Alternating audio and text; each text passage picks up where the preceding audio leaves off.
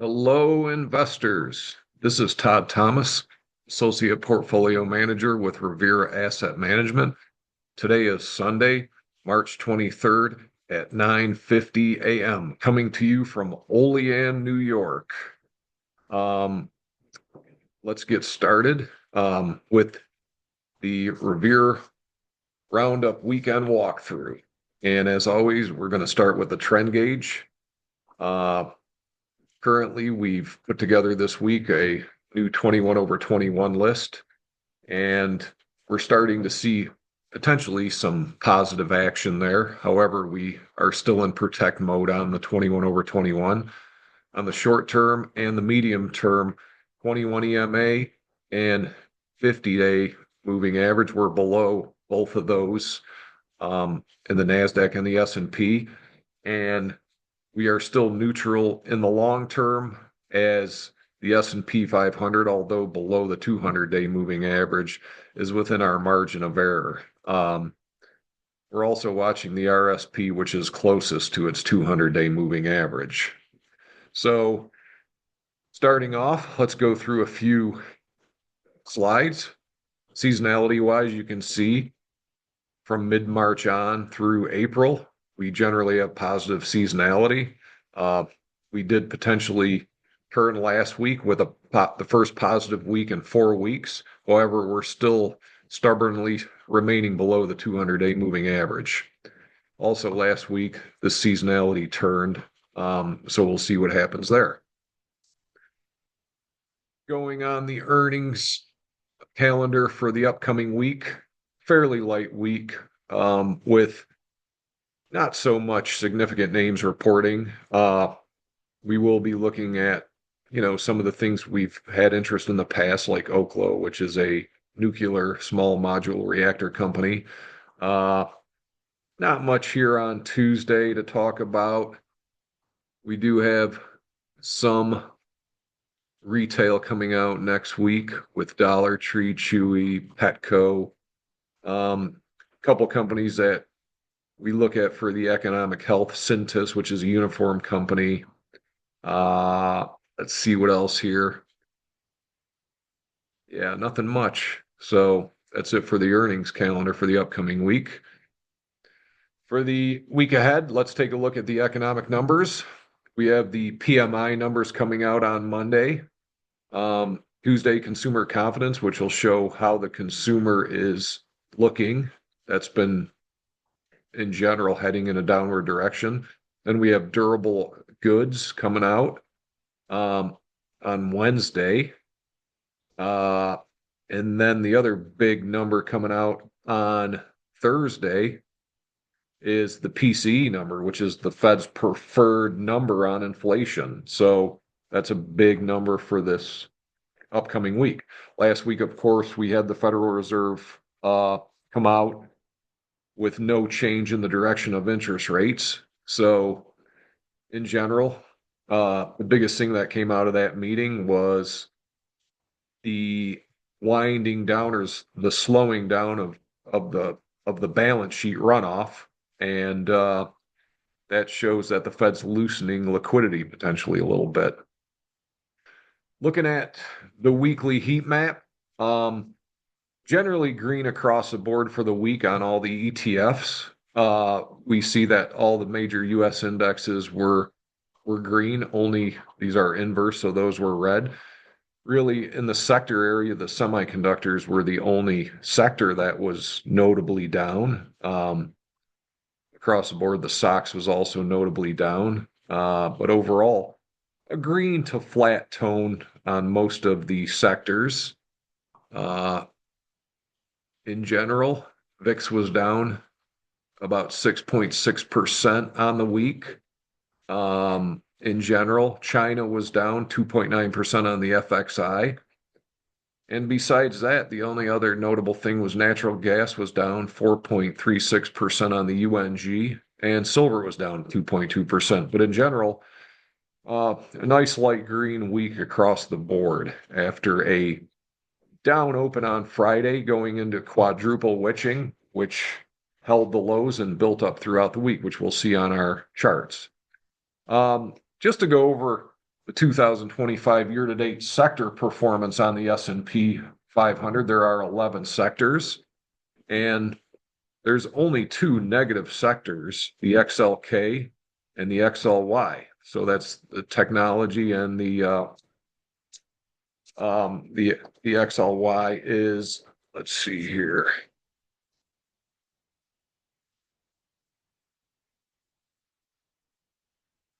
That would be the consumer discretionary area.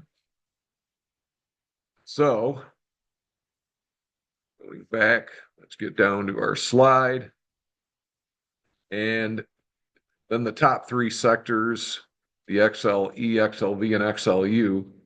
The bottom three sectors represent about 50% of the market cap weight in the S&P 500, and the top three sectors only represent 17%. So on a cap-weighted basis, these bottom two sectors make up a huge weight of the index, with the bottom three, including the SLC, making up over 50%.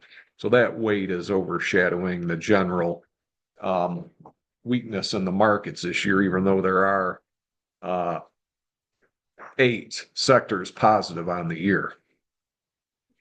Looking at the heat map of the individual stocks, you can see that NVIDIA, Navago, Broadcom made up the weakness in the semiconductor area. Of course, Micron too was down 6% on earnings this week. However, the other Magnificent Seven had a slightly green week in general. Financials were fairly strong. Google, Meta, Amazon, and Tesla were down on the week. Healthcare was relatively strong, and energy stood out, with ExxonMobil and Chevron both up 3.2 and 4.9% on the week. So that's a general wrap-up of that particular analysis for the week. Now let's get into our index review for the week.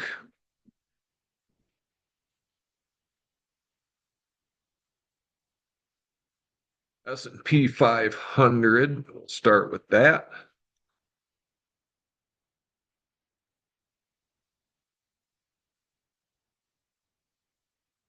Up on the week, very small, 0.51%. You can see still below all the long-term weekly moving averages. However, it was an up week, and constructive, but still living below this 200-day moving average. Still somewhat of a bearish wedge. Big volume on Friday with quadruple witching. But if you look at go to the 5-minute chart on the activity for Friday, we had a down open on quadruple witching, made a low here early in the morning, and then on a choppy basis built steam throughout the day to close out the high on the day, and close generally toward the high end on the week. So a good start. We did close above the 8-day EMA, which we spent basically 4 out of the 5 days above that 8 EMA, and that is our first step toward entering a new uptrend. Now we would like to see the S&P reclaim the 200 and the 21 EMA, but in general, still a very weak situation with the S&P 500. NASDAQ similar, closed at the highs of the week and above the 8-day EMA, and made a higher low and a higher high on the week, but still very negative, and some of these shorter term weekly moving averages starting to roll over, as well as a flattening out to declining situation happening with the 40-week simple moving average. The NASDAQ 100 equal weight, kind of hard to see on this chart, but again, still pretty weak situation, but strong bounce on Friday.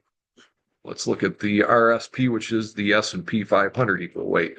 This is probably one of the better looking situations.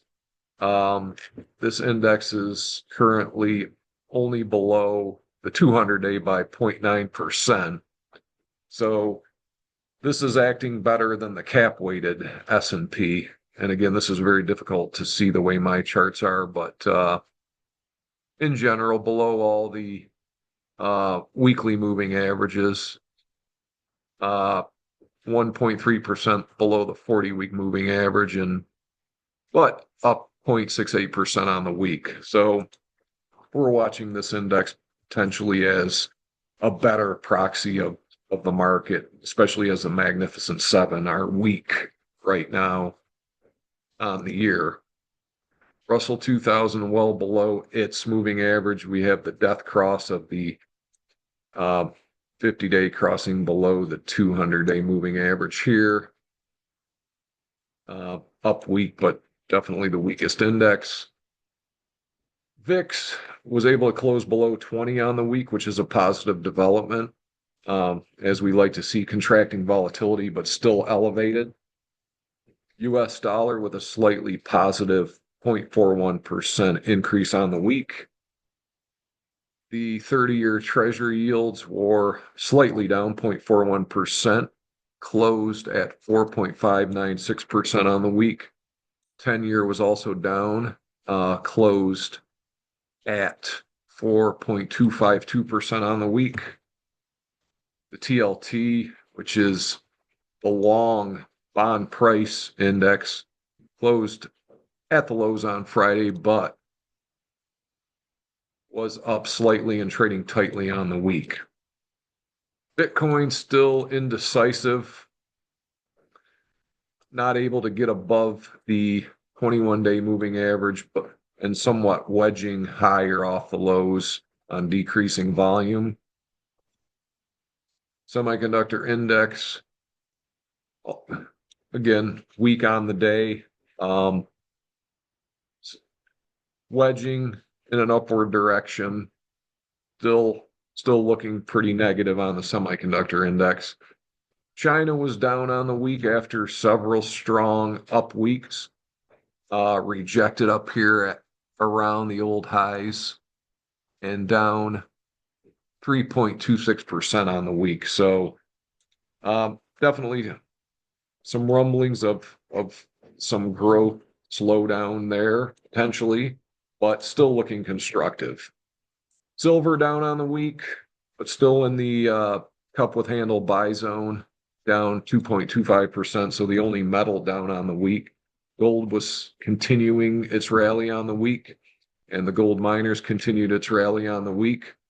Euro 50, which has been looking good, closed down 0.83% on the week. So these leading areas of China and Europe slightly down on the week.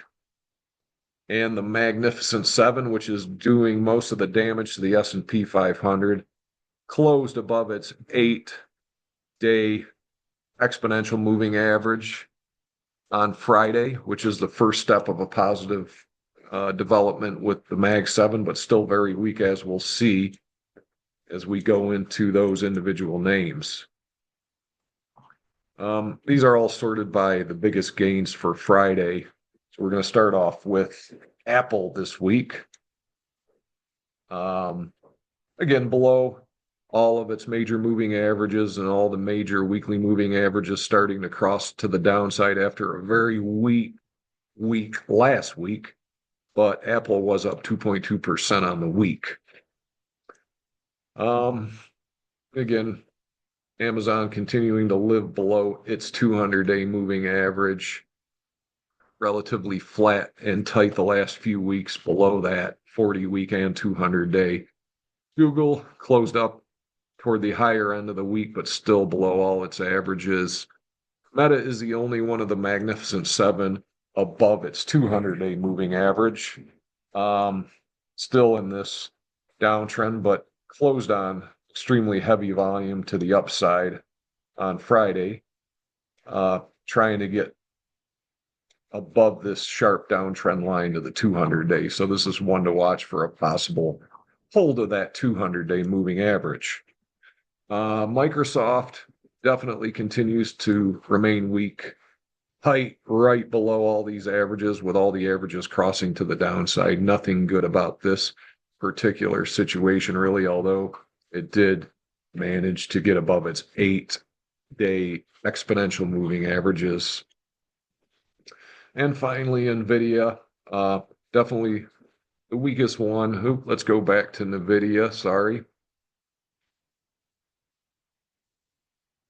Definitely weak in general. Friday, although it closed at the highs and just barely above its 8 EMA. But with their big event this week, their big AI event in general still managed to close down 3.26% on the week. So a lot of good news on NVIDIA, and the stock still continues to languish. Tesla, 2 weeks of basically tight closes, but again, below all its moving averages on the weekly and well below its 200-day, although it did stage a pretty decent rally on Friday and formed a higher low on the week, but still a lot of work to be done there. Now let's get into the watch list. This is again sorted by the best performance on Friday. Definitely some decent setups out there. WGS is the first stock on the list. This is a biotech we've talked about in our podcast, as well as we've talked about in our daily videos. Very strong week, flagging again after a big earnings gap week back in November, and this big 25% weekly gap up on the week of February 21st. So WGS definitely looks strong here. Root, automobile insurance, turning profitable in fiscal 2026, continues to make new highs. GH, Guardian Health, medical services, cancer diagnostics, with strong relative strength making new highs, coming off a multi-year downtrend here, stage 1 base, and a breakout on the week of January 24th into a new stage 2 uptrend. So this is a stock that looks quite strong. And TGTX, which seems to be pretty much the leading biotech stock right now, very strong, 3 weeks up after a 27% up week on March 7th, continues to make new highs both last week and this week. Again, Don took a position last week in GROTECTION with this stock, and has talked about this nice trend here with one of the few stocks able to make new highs and relative strength just cranking. Again, the maker of an MS relapse drug being adopted as potentially a new primary drug for MS as well. So looking at a $3 to $6 billion drug here, and this is obviously quite strong. Wanted to add India, some strength there, relative strength, making new highs on ICI Bank. Uber, definitely a stock that reclaimed its 50-day moving average, broke this downtrend line. These are some of the stocks that quickly recovered above the 50-day moving average and closed out strong on heavy volume on Friday. Take-Two Interactive, the maker of video games, Grand Theft Auto, coming out in the fall with a huge day on Friday. Again, very strong action and coming across these old all-time highs from back in 2021. So earnings are turning after several years of just cash cowing their video games to a record 2026 fiscal $7.41 a share for a 200% increase in earnings coming up. BJ's not a super strong earnings or sales profile, but showing relative strength. Halozyme, which is another biotech stock, relative strength making new highs, approaching the top of this consolidation. relative strength just rising rapidly here. They are a maker of drug delivery system, and that seems to be their main money maker. Netflix, Don took a position in this in GROTECTION this week as it was able to recover above its 50-day moving average, and relative strength went above its moving averages. This looks quite healthy with a potential watch to add above this shelf here. So watch that. And if it can break above this, we may increase our position size in this stock. Spotify, another one that quickly was able to reclaim its 10-week and 50-day moving average. Okta is an earnings gapper that is putting in a 3-week tight right at the pivot. I mentioned this. This had a huge gap back in 2024, the spring. Just was never able to, gain steam in this, but this is a security stock, and it had a very strong earnings report 3 weeks ago, and it's looking very tight. So this is a stock that GROTECTION has taken a position in, and I've personally taken a position in, and it looks very constructive. Nutanix, enterprise software company, was another one that, after a positive earnings gap and failure with the market, quickly reclaimed its 50-day moving average, and trading some pretty good accumulation volume here and also on Friday. So we're continuing to watch Nutanix. RPRX, strong pharmaceutical biotech name. Darden Restaurants, positive week on earnings. Axum Therapeutics, another biotech that's acting constructively. Doximity, watching this name for a potential break above its 50-day moving average after a strong earnings gap, 35.9%. But it's not been able to really reclaim its 50-day yet, but it did trade big volume on Friday. So looks interesting, and it's a new merchandise name we're watching. Deutsche Bank, European bank, 3-week tight. ERJ, jet manufacturer, aerospace defense, Brazilian, reversal week, extended. GE Aerospace looks very strong on our watch list, more conservative stock. Williams Company in the oil and gas, mostly natural gas area, relative strength, making new highs. Quite strong, double bottom base breakout here. Not much follow through on Friday, but still looks good.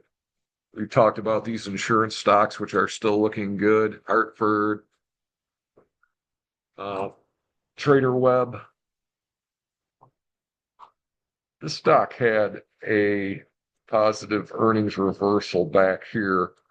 Quickly was able to recover on the right side, build this handle out, and make new highs in a very weak market. So relative strength is rising pretty rapidly here, and just sitting here tightening up in the buy zone. So this looks very interesting. T-Mobile has been a strong stock. Yum China with a nice relative strength blue dot here, stage 1 base. I've personally taken a position in this stock. Looks good. Traded through a very nice, clean and simple base. Was able to recover with a big down opening in China on Friday and close at the highs of the day. So that's what you want to see, is, held its 21 EMA and bounce back pretty quickly here. So that was able to redeem itself. Checkpoint Software in the security area holding tight. Excelis, another biotech stock that looks good. 3M holding tight. Philip Morris continuing to trade a 3-week tight in the defensive area. McKesson, nice progress here. This is another defensive wholesale drug company that looks pretty good. SE, let's go back there.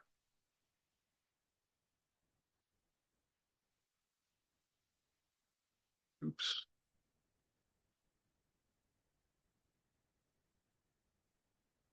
I see 2 weeks down, lightly holding right along the 50-day moving average after a positive earnings gap.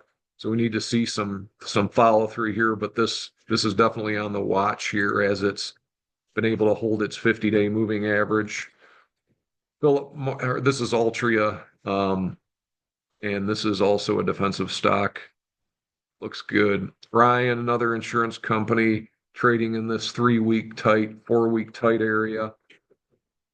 Gold miners, reversal off highs, but still acting well. This is a Chinese trucking logistic company that had a positive week, backed off, but held the 21 EMA. Brown, another insurance company, trading a 4-week tight now. DoorDash, position taken in GROTECTION this week on a reclaim of the 50-day moving average. Big volume on Friday, closed above the 50-day. Alibaba, definitely one of the weaker names in China last week, down 4.22%. Still looking good, but some profit taking up here at the high end of the range. So, definitely coming down to the lower end, holding the 21 EMA. So definitely still strong. And also, we've noted several times how this has been able to break out of a nice stage 1 base. So we'll continue to watch Alibaba as a potential leader in China. Berkshire Hathaway had another positive week. MP Materials slightly down on the week, but looking like a new stage 2 name. Barclays and the European banks up and tight on the week. RTX, former Raytheon in the defense area, holding tight. EQT in the natural gas distribution area continues to remain on our watch list. Although natural gas had a down week, these are holding in there. Hess Mainstream, again, positive week into the pivot zone. Not able to gain too much traction, but held the 21 or the 8 EMA. Pan American Silver, slight down week, but still strong. Silver was down on the week. Rubric, another name that we like. And GROTECTION took a position in, and I'm personally in this. However, it did close below the 21 EMA, or I'm sorry, the 50 EMA. Had a sharp rally above that 50 EMA on earnings. Had big volume on Friday. May have had something to do with quadruple witching, so we'll see. Probably would quickly step out of this stock on a break of Friday's lows if it can't follow through, and then rewatch it. However, still pretty constructive action there and on our watch list. PDD, Chinese stock, had earnings last week and was able to have a positive earnings reversal on the day after testing its 200-day moving average and its shorter-term moving averages. Sorry, not its 200-day moving average. It's 21 and 8 EMA. Bloom Energy, after it looked like it had this early entry trend line break, shook back down and closed right around its shorter term moving averages in the 21-day. Again, one of the few stocks in this area that's been holding in a loose type pattern. Still looking constructive on a longer term basis, but maybe you've got this volatility contraction starting to develop in this stock. Maybe like to see this thing just kind of tighten up around here and maybe shake out a few more sellers, and potentially a stock we'll watch, although it's quite wide and loose, but it has a interesting longer term pattern. And that's it for the watch list for the week. So that wraps up our weekly review for this week. Again, my name is Todd Thomas. You can email me with any questions at todd@revereasset.com. My Twitter handle is at toddmichael70.